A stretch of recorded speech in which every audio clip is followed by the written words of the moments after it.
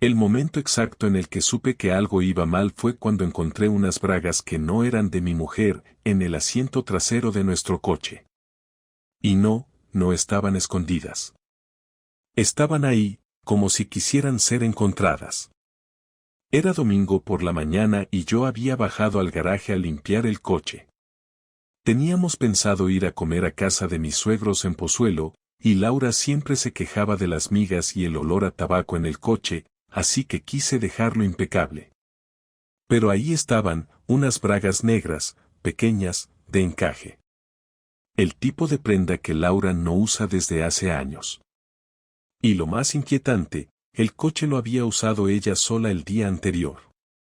Dijo que fue a ver tiendas por el centro con Carmen, su compañera de trabajo. No tenía sentido. Laura no era de ese tipo de ropa interior desde hace tiempo. Ella era más de las cómodas, las de algodón, de las que compras en packs de 3. Y si hubiese cambiado de estilo, ¿por qué dejar algo así tirado, justo ahí? Cogí las bragas con 2 dedos, como si fueran radiactivas. Las miré un segundo, luego las solté en el asiento y cerré la puerta. No se lo dije a nadie. No todavía. Esa noche, cuando Laura salió de la ducha, le pregunté sin rodeos. ¿Estuviste tú sola ayer con Carmen? Le dije, como si no supiera ya la respuesta. Me miró con esa cara que pone cuando va a soltar una mentira rápida. Pero no le dio tiempo. Le lancé las bragas encima de la cama. No dijo nada. Se quedó helada. Y así empezó todo. Laura no cogió las bragas, ni las apartó, ni siquiera fingió sorpresa. Se quedó ahí de pie, mojada, con la toalla mal puesta y los ojos clavados en la ropa interior que no era suya. Pasaron al menos 10 segundos sin que ninguno dijera nada. Fue ella la que rompió el silencio. No son mías, dijo sin siquiera mirar. Esa frase, corta, sin emoción, me dolió más que si hubiera confesado todo. Porque no era una respuesta real, era la reacción automática de alguien que ya tenía ese discurso preparado. Entonces, ¿de quién son?, pregunté sin levantar la voz. Ni siquiera me moví. Estaba de pie, al otro lado del dormitorio, cruzado de brazos, con la espalda apoyada en la puerta cerrada. Ella se encogió de hombros, como si eso fuera una respuesta aceptable. No lo sé. A lo mejor se las dejó Carmen. Me reí. No una carcajada fuerte, sino una risa seca, contenida, de esas que uno suelta cuando se siente completamente desconectado de lo que está oyendo. ¿Y Carmen qué hacía quitándose las bragas en nuestro coche, Laura?, dije sin sarcasmo, sin ironía. Fue una pregunta real, sin trampa, que no esperaba respuesta, porque ya estaba claro que no la había. Ella caminó hasta el armario sin decir nada, se puso una camiseta vieja que solía usar para dormir y se metió en la cama de espaldas, como si no hubiera pasado nada. Y ahí entendí que no iba a obtener una confesión esa noche. No iba a gritar, no iba a llorar, ni me iba a rogar. Iba a ignorarlo, a ver si así me cansaba. Pero no tenía ni idea de lo decidido que estaba a descubrir la verdad. No dormí nada esa noche. En vez de dar vueltas en la cama, bajé al salón y me senté en el sofá con una libreta. Empecé a escribir todo lo raro que había notado en los últimos 2 meses. Porque claro que había señales, pero uno las ve cuando ya es tarde. Las salidas con Carmen cada sábado, que antes no existían. Las duchas largas al llegar. La ropa interior nueva que había encontrado en la lavadora que claramente no era su estilo, pero no había pensado más allá en su momento. Y sobre todo, su nueva forma de mirarme. Ya no había ni asco ni odio ni cariño ni nada. Era indiferencia total. Como si estuviera hablando con alguien que simplemente compartía techo porque no le quedaba otra. El lunes siguiente me pedí la tarde libre. Le dije que tenía cita con el dentista y salí con una idea fija en la cabeza, ir a ver a Carmen. Ella vivía en un piso en Lavapiés, no muy lejos de donde trabajaban. No éramos cercanos, pero habíamos coincidido varias veces en cenas o cumpleaños, así que sabía que al menos me abriría la puerta. Toqué el timbre 2 veces y cuando me abrió, noté que ella no sabía si debía sonreír o estar preocupada. No me anduve con rodeos. ¿Puedes decirme la verdad? ¿Laura estuvo contigo el sábado?, pregunté mirándola a los ojos. Carmen no respondió al instante. Me invitó a pasar, lo que para mí ya era un mal presagio. Cuando alguien no dice que sí o que no directamente en la puerta, es que va a inventar. Me ofreció café. Lo rechacé. Ella se sentó en el sofá y cruzó las piernas con incomodidad. Sí, dijo al fin, vino un rato, estuvimos dando una vuelta por el centro, luego tomamos algo. No le creí. ¿Todo el día?, pregunté. Carmen tragó saliva. Bueno, después de las cañas nos separamos, ella tenía cosas que hacer, y ahí la jodió. Porque si estás con alguien todo el día, lo dices. Pero si hay una parte que no puedes explicar, entonces sabes que mientes. Me levanté sin decir nada y me fui. No me interesaba discutir con Carmen. No era su culpa. Ella solo estaba cubriendo a su amiga, pero ni siquiera sabía mentir bien. Me bastó con esa visita para entender que Laura había estado con alguien más ese sábado, y seguramente otros días también. La cuestión era quién, y si eso llevaba tiempo. No lo enfrenté esa noche. Tampoco al día siguiente. Decidí hacer algo mejor, dejarla tranquila, observar, no preguntar. Porque si hay algo que aprendí de todo esto es que cuando alguien se siente impune, se relaja. Y cuando se relaja, se equivoca. Durante esa semana me limité a ser el marido perfecto.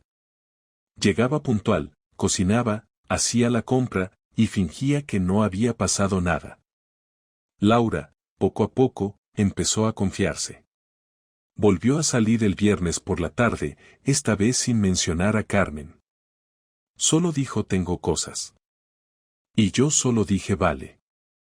Pero esa noche no me quedé en casa. Seguí el coche. Me estacioné a una distancia prudente y esperé. Ella aparcó en una calle de Chamberí y entró a un portal. Me quedé en el coche, encendido, durante 20 minutos. Después bajó un tipo. No era especialmente joven, ni particularmente guapo. Pero tenía esa pinta de tío que se cree más listo que los demás. Se subió al asiento del copiloto del coche de mi mujer. Y lo siguiente que hicieron fue besarse. Largo. Tranquilo. Como si lo hicieran cada semana. No sentí rabia. Ni celos. Sentí otra cosa. Una mezcla entre desilusión, vértigo y calma. Porque ahora sí, ya no había dudas. No había espacio para excusas. Ya sabía la verdad. Y lo mejor de todo, ellos no sabían que yo lo sabía. Y eso me daba ventaja. El sábado por la mañana me levanté antes que ella y preparé el desayuno como si no supiera nada. Le serví el café como siempre, con leche y sin azúcar, y le puse su tostada con tomate y aceite, tal como le gusta. Me miró extrañada, tal vez porque hacía semanas que no teníamos ese tipo de detalles. O tal vez porque aún recordaba el episodio de las bragas. Yo me comporté como si nada hubiera pasado.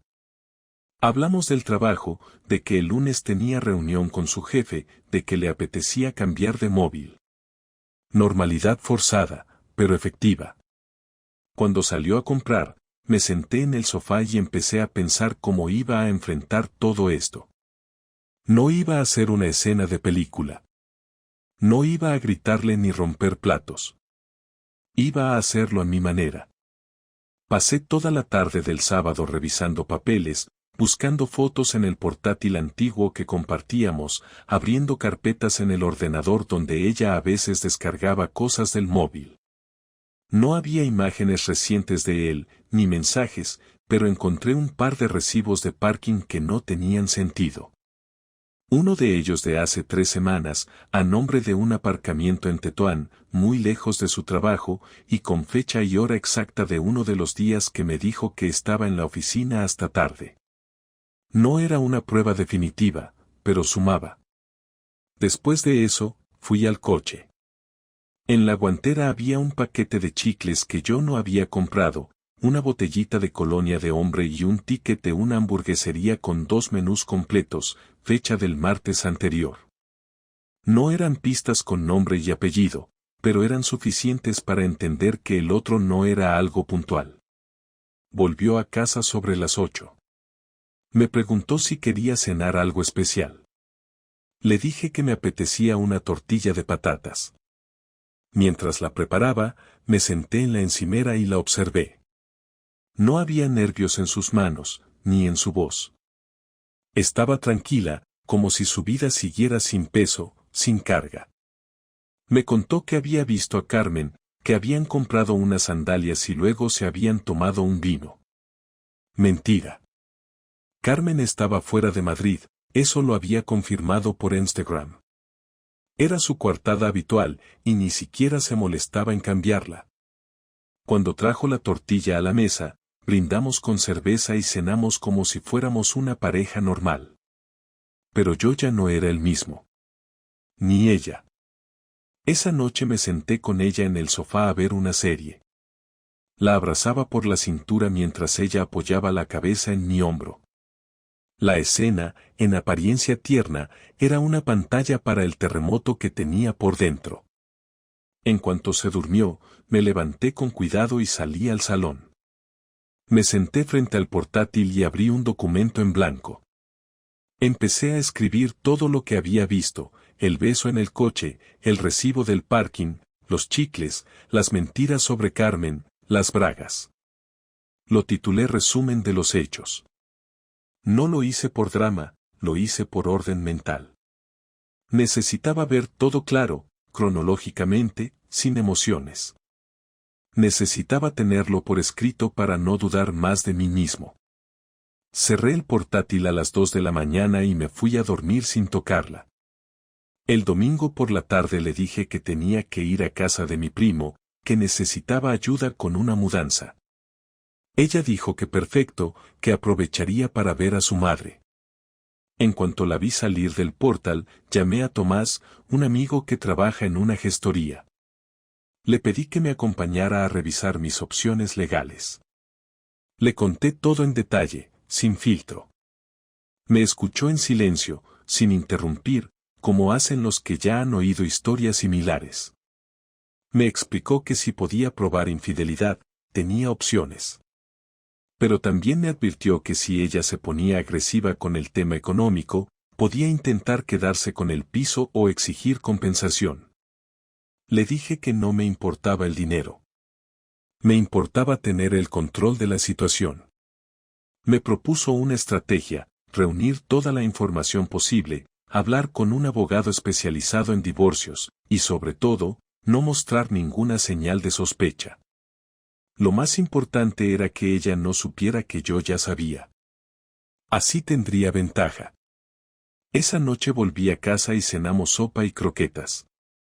Le pregunté por su madre y me contó que habían estado viendo fotos antiguas y hablando de sus vacaciones en Málaga cuando era niña.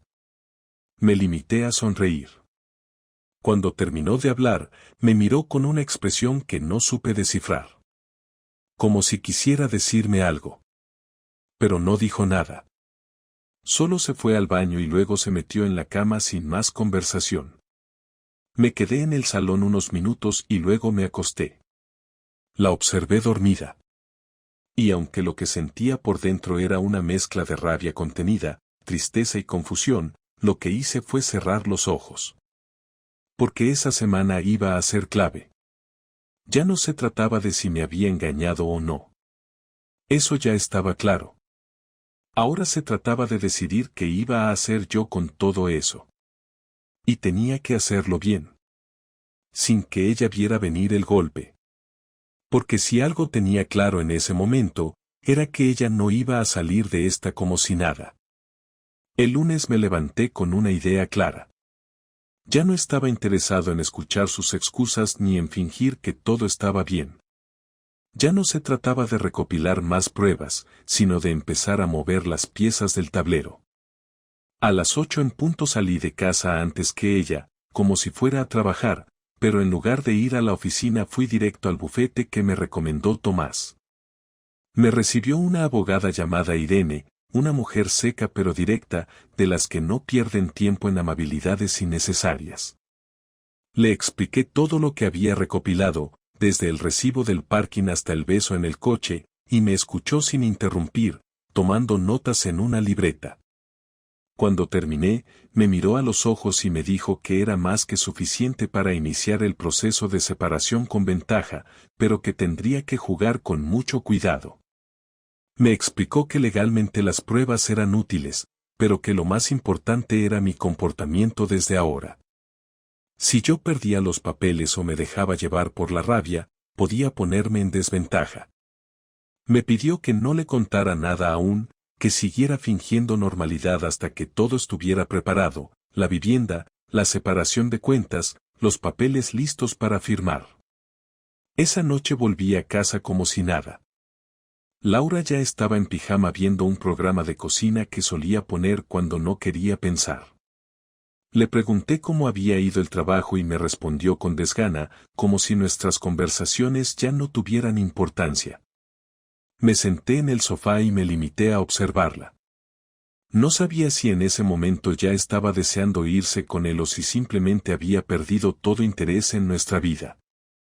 Me limité a comer algo rápido y me metí en la cama sin decirle nada más. Ella vino al rato, se acostó a mi lado y apagó la luz sin despedirse. El martes volví a salir temprano, esta vez sí fui a la oficina, pero solo estuve unas horas. Aproveché para ir al banco y abrir una cuenta a mi nombre. Saqué la mitad del dinero que teníamos en la cuenta conjunta y lo transferí. No era un movimiento impulsivo, era preventivo. Ya me había advertido Irene que muchas personas reaccionaban con agresividad cuando se veían descubiertas, y no quería quedarme sin recursos si las cosas se ponían feas. Luego fui al registro de la propiedad y pedí una nota simple del piso. Quería saber exactamente cómo estaba a mi nombre, si había algo raro. Todo estaba correcto. Eso me tranquilizó. Por la noche, Laura anunció que el jueves tenía una cena de trabajo. No era raro, pero ya sabía que no era verdad. Le pregunté con quién, por costumbre, y respondió con un nombre que ni siquiera reconocí. Fingí no darle importancia. Me limité a asentir. Ese fue el momento en el que decidí que el jueves sería el día. No podía postergar más la confrontación. No porque necesitara una confesión, sino porque quería terminar con la farsa de una vez. Llevaba semanas tragándome el orgullo, durmiendo al lado de una mujer que me mentía a diario, soportando sus silencios y sus fingidas rutinas. Era suficiente. El jueves llegó y ella se arregló como hacía tiempo no la veía. Tacones, perfume caro, maquillaje perfecto. Me dijo que no sabía a qué hora volvería, que no me esperara despierto. Le deseé buena cena, sonriendo. Y justo después de que cerrara la puerta, fui al armario, saqué la caja con todos los recibos, el listado de fechas, la foto del beso que logré tomar sin que me vieran y la carpeta con los papeles que me dio la abogada. Todo lo coloqué sobre la mesa del salón. Puse una nota encima que decía simplemente, cuando vuelvas, hablamos. No salí de casa. Me quedé en el salón, con las luces apagadas, esperando. A las 11:15 escuché la puerta. Entró tranquila, sin prisa, como quien llega de una velada agradable. Encendió la luz y ahí se encontró con todo. Tardó unos segundos en procesar lo que tenía delante. Luego leyó la nota, miró las fotos, los recibos, los papeles. Me miró. Yo no dije nada. Fue ella quien habló primero. ¿Esto qué es? Lo que ya sabes qué es. ¿Has estado siguiéndome? No. He estado viendo lo que tú no has sabido esconder. Se sentó. No lloró. No gritó. No negó nada. Estuvo callada. Yo también. Finalmente dijo. No quería que fuera así. Pues lo hiciste así. No es lo que piensas. No. ¿Qué pienso, exactamente? ¿Qué llevas meses viéndote con otro mientras yo hago la compra y limpio tu coche? No estoy enamorada de él, dijo casi en susurro. Ni yo de ti, le respondí sin dudar. Silencio. Más largo esta vez. ¿Qué vas a hacer? Lo que tendría que haber hecho hace semanas. Se levantó, fue al baño, se lavó la cara y volvió con una expresión más resignada que triste. Sabía que no tenía espacio para negociar. Lo entendía, y aún así no pedía perdón. Y eso fue lo que más me dolió. No hubo ni una sola palabra de arrepentimiento. Solo ese silencio cómodo de quien sabe que hizo daño y no piensa reparar nada. El viernes por la mañana nos despertamos en la misma cama pero con un silencio denso que ya no podía atribuirse al cansancio o a la rutina. Era ese tipo de silencio donde ya no hay nada que decir porque todo está dicho aunque no se haya dicho todo. Me levanté sin decirle nada, me duché, preparé el desayuno como de costumbre, me serví el café y me senté en la mesa con el portátil abierto, revisando los últimos correos del trabajo. Laura se levantó media hora después, entró en la cocina sin mirarme, cogió una tostada, se sirvió café y se quedó de pie frente al microondas como si no supiera si quedarse o irse. Me miró, y sin dejar el café en la mano, dijo en voz baja, no pensaba que fueras a reaccionar así. La frase me pareció estúpida y ofensiva, pero no me inmuté. Solo la miré. ¿Cómo esperabas que reaccionara? ¿Con un abrazo? No, pero tampoco como si no te importara. No es que no me importe.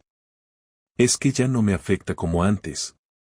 Lo que hiciste no me sorprende, lo que me sorprende es que creas que esto es reversible. Ella no respondió.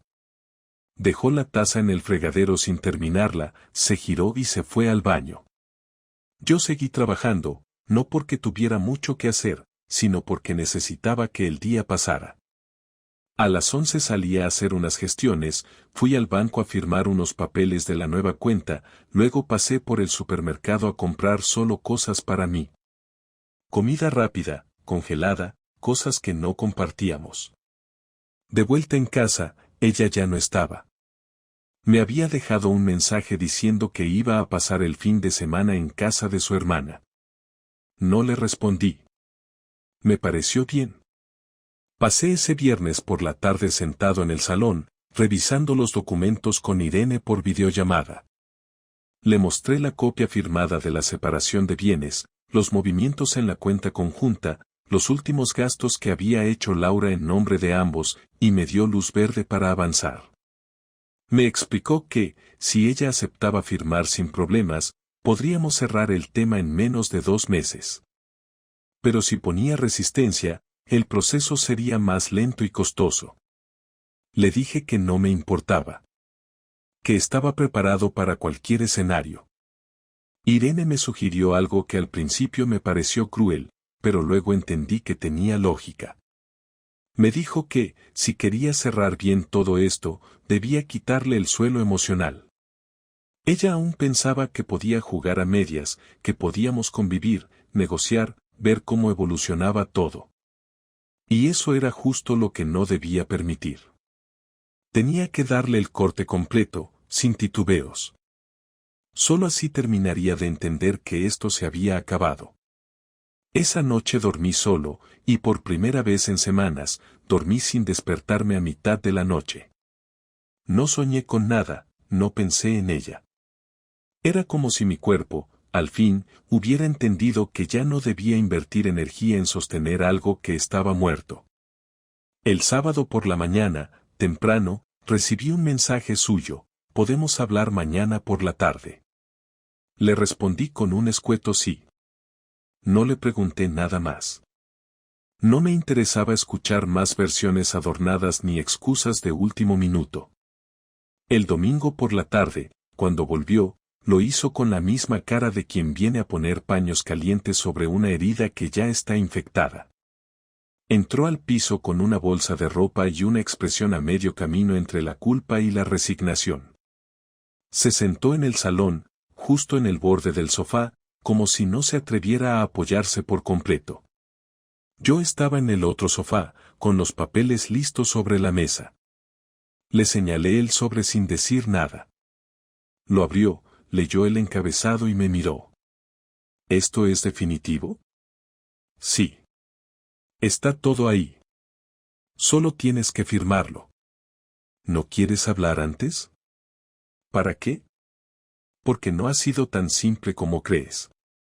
No es solo sexo, ni solo un escape. Yo tampoco estaba bien contigo. No me sentía escuchada. No sentía que me miraras como antes. Tú dejaste de mirarme primero, Laura. Y si no estabas bien, lo mínimo era decirlo. Pero preferiste esconderlo y hacer tu vida por otro lado. No estoy orgullosa, pero no soy la única culpable. Yo no busqué a nadie más. Yo no mentí. Yo no escondí nada. Así que sí, lo eres. Ella respiró hondo, tomó el bolígrafo y firmó la primera hoja sin decir nada. Luego la segunda. Cuando terminó, me preguntó qué pasaría ahora. Ahora decides dónde vas a vivir. Yo me quedo en el piso hasta que todo esté en regla. Después hablaremos de lo legal. Pero emocionalmente esto ya está cerrado. Se levantó, me miró un instante como esperando que dijera algo más, pero no lo hice. Cogió sus cosas y salió sin cerrar fuerte la puerta, como si aún creyera que había un margen. Pero ya no lo había. Esa fue la última vez que la vi en casa. Una semana después de que firmara los papeles, me levanté un martes a las 7, preparé el café y desayuné en silencio. Ya no había pasos en el baño, ni secador de pelo sonando a todo volumen, ni preguntas desde la cocina sobre qué iba a cenar. El piso estaba en completo silencio, y aunque al principio parecía incómodo, empezó a volverse necesario. Ya no tenía que fingir interés, ni aguantar respuestas frías, ni adivinar en qué momento una mentira se cruzaría con otra. Los días empezaron a tener una estructura diferente. Me levantaba, trabajaba desde casa, comía cuando me daba hambre, salía a caminar por el barrio sin pensar en volver rápido. Era una rutina sin adornos, sin complicaciones, sin conflictos. Y en medio de todo eso, comencé a darme cuenta de que lo que más me dolía no era la traición, sino el tiempo perdido intentando sostener algo que ella ya había dejado caer mucho antes. El jueves por la tarde me escribió por WhatsApp. Me preguntó si podía pasar a buscar unas cosas. Le dije que sí, que no necesitaba avisar más. Me respondió con un gracias que se sintió como el cierre de una conversación entre compañeros de trabajo que ya no se caen bien. No vino ese día. Ni el siguiente. Llegó el domingo, a media tarde, y entró sin decir nada, como si fuera una visita cualquiera. Fue al dormitorio, abrió el armario y empezó a meter cosas en una bolsa. No me miró, ni preguntó cómo estaba, ni intentó iniciar una charla.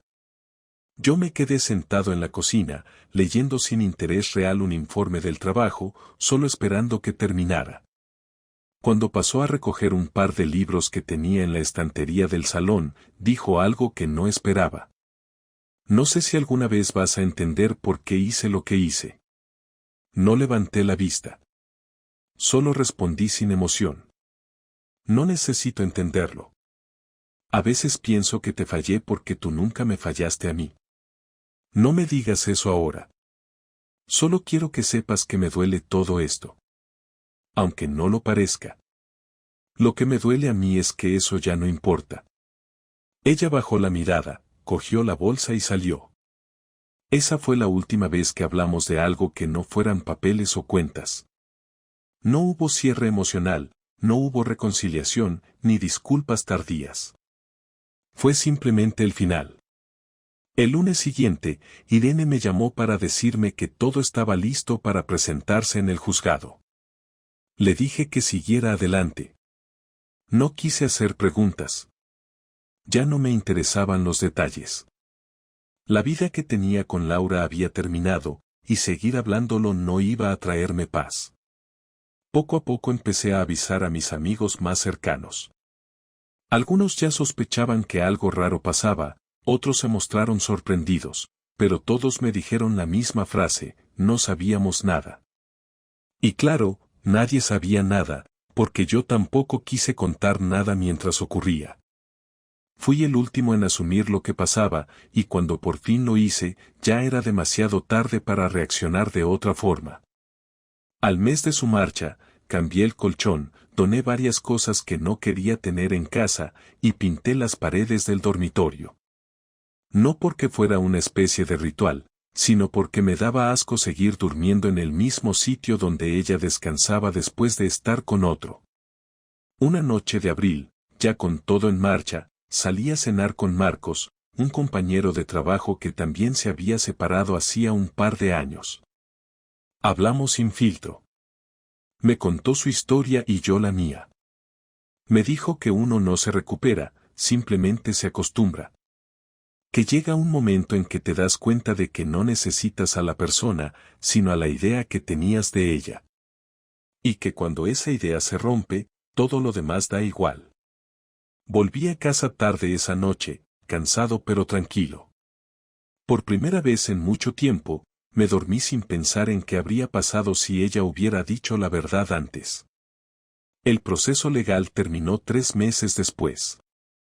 El juez firmó la sentencia sin problemas. No hubo disputas. El piso quedó a mi nombre, ella no pidió compensación, y el coche, que ya apenas usábamos, se lo quedó ella. No hubo lágrimas, ni gritos, ni escenas. Solo papeles. Me di cuenta de que todo ese teatro emocional que yo había esperado no iba a ocurrir nunca. Porque hay personas que simplemente no sienten el daño que causan. O lo sienten, pero no les afecta. Laura era una de esas. Ahora, cuando alguien me pregunta cómo terminó mi matrimonio, no entro en detalles. Digo que se acabó, que fue lo mejor. Y es verdad. A veces, lo mejor no es lo más justo ni lo más limpio, pero es lo necesario. Aprendí que uno puede vivir con una traición si decide no dejar que esa traición defina su vida. No me convertí en un hombre amargado. Tampoco en un sabio. Solo soy alguien que ya no tiene que fingir nada. Y con eso, me basta.